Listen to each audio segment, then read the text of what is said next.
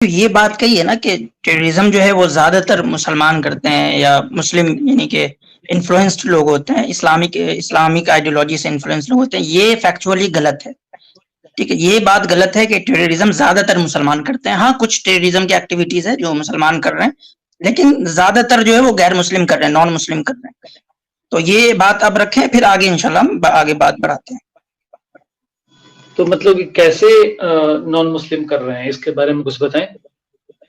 आप डेटा उठा लें ना दुनिया का, जो आप यूएसए का डेटा उठा लें। आप इंडियन गवर्नमेंट के वेबसाइट पे जाएं, जहां इंडियन गवर्नमेंट ने जो टेररिस्ट की लिस्ट दे रखी है, उसमें से आधे भी नहीं है मुस्लिम, जिसका नाम जो है आपको यानी कि मुस्लिम ऑर्गेनाइजेशन जैसे लगते हो।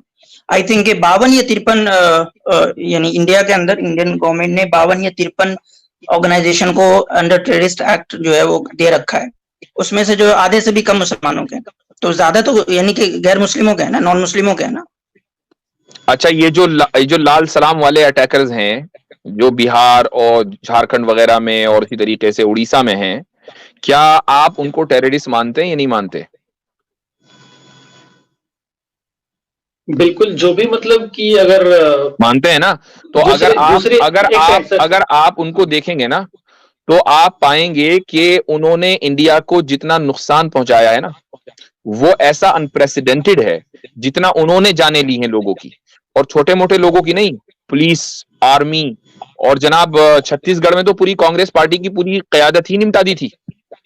वो सारे मुसलमान नहीं थे, वो सब हिंदू थे। और मतलब अभी भी देखेंगे जो हमारा एनुअल ईयरली डेटा है इंडिया का, कि जिसमें वायलेंस डेट जिससे ज्यादा हो रही है वो नक्सलिज्म है, ना कि यानी कि जिसको सो कॉल्ड इस्लामिज्म कहा जाता है। इसी को मैंने कहा। तो नक्सलिज्म जो है आज भी ज्यादा यानी कि डेथ के कॉजेज हैं, लेकिन उसको पोर्ट्रे नहीं किया जा रहा उस तरीके से, कहीं खबर नहीं पड़ रहा है आप।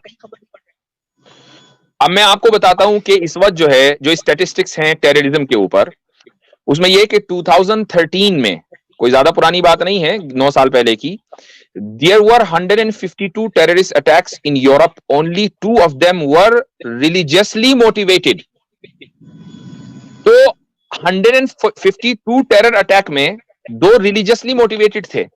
अगर हालांकि इसमें इस्लाम का कोई जिक्र नहीं है, लेकिन चलो मैं इसको इस्लाम के मुसलमानों के खाते में डाल दो, तो 152 अटैक्स में से 2 मुसलमानों ने किए, तो भैया 150 किसने किए? जी, और एफबीआई का जो डेटा है अमेरिका का इंटरनल, उसके अकॉर्डिंग 96% जो अटैक हुआ है 1980 से लेके अभी तक, वो 96% जो है वो गैर मुस्लिमों ने यानी कि नॉन मुस्लिम लोगों ने किए हैं। ओके, ठीक है, थैंक यू। बट सर ये बताइए कि आखिर टेररिस्ट ऑर्गेनाइजेशंस इतने फिर भी मुस्लिम्स के इस्लाम के हैं, आखिर वो क्यों है सर? इसके बारे में कुछ अपना प्रकाश डालें।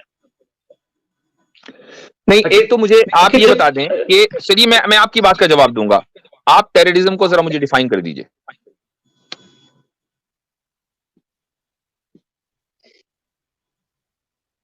वही मतलब कि लोगों के अंदर कोई भय उत्पन्न करना, राइट, टेरराइज करना उनको।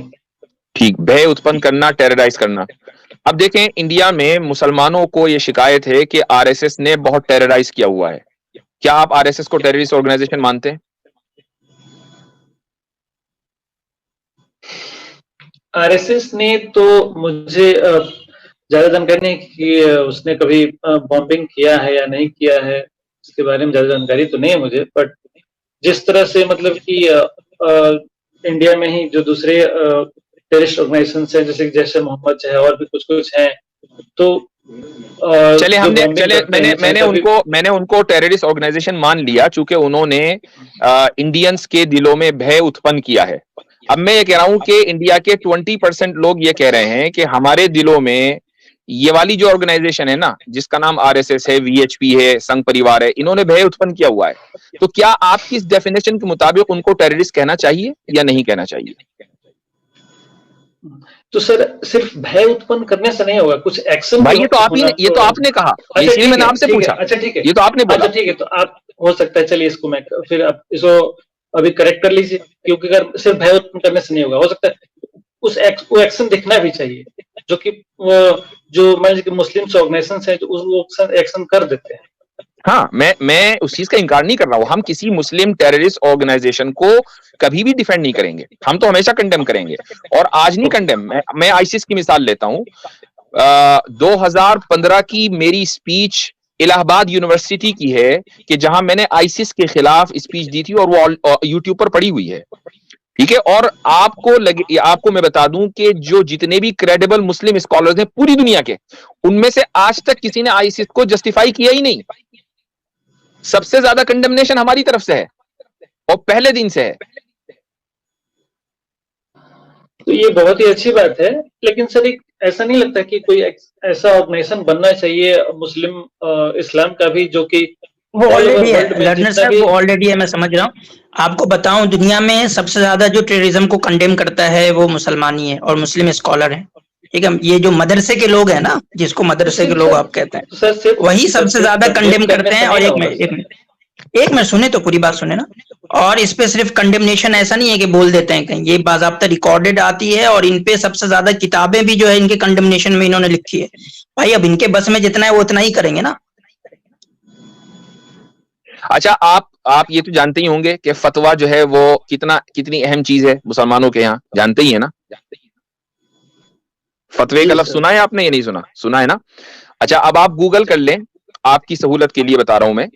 2008 में देवबंद ने टेररिज्म के खिलाफ फतवा दिया हुआ है, ठीक है, टेररिज्म के खिलाफ। पूरा कॉन्फ्रेंस किया था शायद उन्होंने, पूरी कॉन्फ्रेंस हुई थी देवबंद में पूरी कॉन्फ्रेंस हुई थी। सारे इंडिया के जितने बड़े बड़े स्कॉलर्स थे वो आए थे, उसकी वीडियो भी मौजूद है, वो भी देख सकते हैं, यूट्यूब पर पड़ी हुई है। तो जो कोशिशें हम लोग कर सकते हैं वही तो करेंगे ना। तो अब आप ये कहें कि नहीं, कुछ लोग चूंकि खराब हैं लिहाजा सब लोग खराब हैं, क्या ये चीज दुरुस्त है? और मुझसे इसमें और इंटरेस्टिंग पॉइंट ये है कि टेररिज्म का जो सीधा ताल्लुक होता है वो पॉलिटिक्स से, हर कोई जानता है, लेकिन कोई कभी पॉलिटिशियन को इसके लिए जो है रिस्पॉन्सिबल नहीं मानता है। कोई जो है इलेक्शन को रिस्पॉन्सिबल नहीं मान रहा। हालांकि आपको पता है कि अभी इलेक्शन गुजरात आया और किस तरह की बातें होनी शुरू हो गई, कहीं और इलेक्शन हो रहा है तो किस तरह, उड़ीसा में हो रहा है तो किस तरह की बातें हो रही हैं। तो ये डायरेक्टली पॉलिटिकल मोटिवेटेड होती है इस तरह के जितने वायलेंस, जितने टेररिज्म होते हैं, लेकिन लोग जो है अपने पॉलिटिशियन को उसके लिए रिस्पॉन्सिबल नहीं मान रहे और बल्कि खुश हो रहे हैं। तो ये असल चीज है जिसको समझने की है। और खाते में किसके डालना है? इस्लाम के और मौलवियों के। जी। अच्छा, और हम तो इसीलिए मैं व्हाट अबाउटरी में बिल्कुल भी बिलीव नहीं करता हूं। अगर कोई और होता तो वो ये कहता कि भाई इस वक्त सैफरन टेरर भी बड़ा राइज पर है, हिंदुओं को फौरन कहता। हम नहीं कहते, हमें मालूम है कि कुछ ठीक है कुछ गलत है। मैंने सिर्फ आपकी जो डेफिनेशन थी भय पैदा करना, उसके ताल्लुक से काउंटर आर्गुमेंट दिया था। लेकिन मैं ये समझता हूं, आपने मुझसे पूछा कि डेफिनेशन क्या होनी चाहिए दहशतगर्दी की, तो दहशतगर्दी की डेफिनेशन ये है कि स्टेट, एक लेजिटिमेट स्टेट के खिलाफ और उसके कॉन्स्टिट्यूशन और उसके लॉ के खिलाफ अगर आप आर्म्ड स्ट्रगल करेंगे तो उसको टेररिज्म कहा जा सकता है, ठीक है।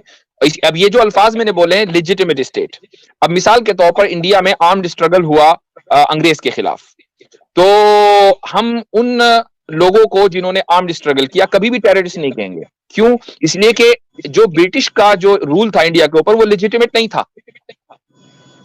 अगर वो लेजिटिमेट होता तो वो सब लोग टेररिस्ट होते, लेकिन वो लेजिटिमेट नहीं था, लिहाजा वो सब लोग मुजाहिद आजादी हैं। सब, लेकिन उस वक्त का जो ब्रिटिश गवर्नमेंट था उस वक्त इनको टेररिस्ट ही कहता था। हाँ, ब्रिटिश गवर्नमेंट भी हमारे फ्रीडम फाइटर थे उनको टेररिस्ट ही कहता था। ये बात बिल्कुल सही है। यही वजह है कि टेररिज्म की कोई भी डेफिनेशन ऑब्जेक्टिवली एग्रीएबल नहीं है, पॉसिबल नहीं है, क्योंकि जिनको आप मुजाहिद आजादी कह रहे हैं दूसरे उनको टेररिस्ट कहेंगे, और जिनको दूसरे टेररिस्ट कह रहे हैं उनको आप मुजाहिद आजादी कहेंगे। मैं उसकी एक मिसाल दे देता हूं। बलूचिस्तान में जो लोग सेपरेटिस्ट मूवमेंट चला रहे हैं, पाकिस्तान उनको टेररिस्ट बोलता है, लेकिन बाय इंडियन स्टैंडर्ड वो टेररिस्ट नहीं है, वो आजादी के लिए जंग लड़ रहे हैं। अब मुझे बताइए कि वो टेररिज्म को कहें या मुजाहिद आजादी कहें?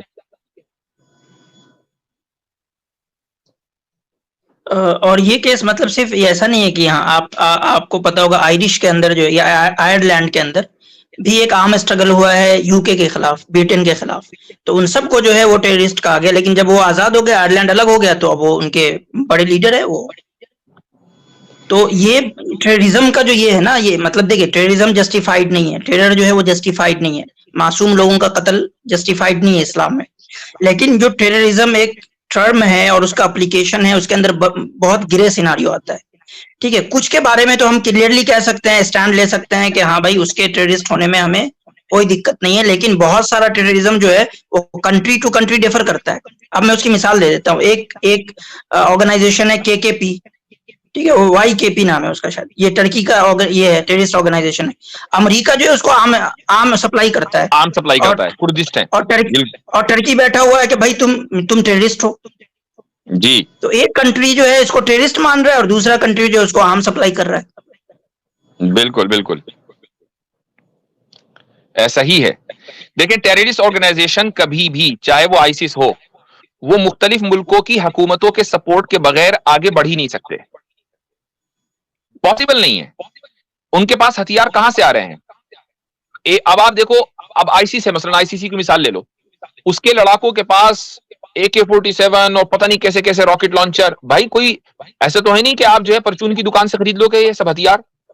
ये कोई ना कोई बड़ी बड़ी ऑर्गेनाइजेशन जो जिनके पीछे मुल्क हैं वो स्पॉन्सर कर रहे हैं, वो टेररिज्म को प्रमोट कर रहे हैं। आपको रूट कॉज को देखना पड़ेगा। करेक्ट सर, जैसे कि नक्सल्स को भी जिस तरह से प्रोवाइड कराया जाता है, हाँ, कोई ना कोई प्रोवाइड करा रहा है। ऑब्वियसली बात है, नक्सल्स कभी भी हथियार नहीं बना सकते, कहीं ना कहीं से ला रहे हैं, कोई ना कोई पीछे ताकत है, उस ताकत का अपना इंटरेस्ट है, वो चाहता है कि इंडिया में जो है कभी भी स्टेबिलिटी ना हो, लिहाजा नक्सल्स को आप जो है हथियार प्रोवाइड करते हैं ताकि जो इंडिया का वो इलाका है हमेशा वहां लोग मरते रहें। तो आप उसके पीछे देखेंगे कि कौन लोग हैं। इसलिए मीडिया के जो नैरेटिव है ना, उसको आप आंख बंद करके एक्सेप्ट ना करें, बल्कि आप खुद देखें, खुद इन्वेस्टिगेट करें कि व्हाट्स गोइंग ऑन। जी लर्नर साहब, और इन पे जिन लोगों ने इन्वेस्टिगेशन किया है उनका ये फाइंडिंग है कि अगर कोई भी अटैक अगर मुस्लिम की तरफ से हो तो उसको जो है तकरीबन 400% ज्यादा कवर किया जाता है, क्योंकि वो सेंसेशनलिज्म होता है उसमें और वो बिकता है, उससे TRP जो है बढ़ती है। तो ये इस्लामोफोबिया का और टेररिज्म का जो है ना एक डायरेक्ट कनेक्शन है। ठीक है लर्नर साहब, आई होप कि आपका टेररिज्म के हवाले से जो एक मिसकंसेप्शन है मुसलमान और इस्लाम को लेके वो इंशाल्लाह खत्म हो गया होगा। ठीक है सर।